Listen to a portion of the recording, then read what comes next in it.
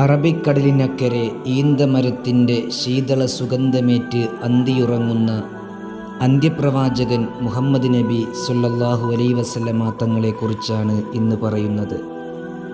AD 571 April 21 റബീഉൽ അവ്വൽ 12 നബി തങ്ങളുടെ ജനനം. ജനിക്കുന്നതിൻ്റെ 7 മാസങ്ങൾക്ക് മുമ്പ് പിതാവ് അബ്ദുള്ള മരണപ്പെട്ടു. യതീമായിട്ടായിരുന്നു നബി തങ്ങളുടെ ജനനം. മാതാവ് ആമിന ബീവി 7 ദിവസം പൊന്നുമോന് മുലപ്പാലും പരിചരണവും നൽകി. ഏതാനും ദിവസം സുവൈബത്തുൽ അസ്ലമിയയും മുലയൂട്ടി. 2 വയസ്സുവരെ ഹലീമത്തു സഅദിയ മുലപ്പാൽ നൽകി.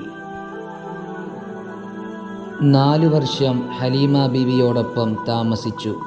6-ാം വയസ്സിൽ മാതാവ് ആമിന ബീവിക്കൊപ്പം മദീനയിലേക്ക് യാത്ര പോയി. അവിടെ നിന്ന് നീന്തൽ പഠിച്ചു.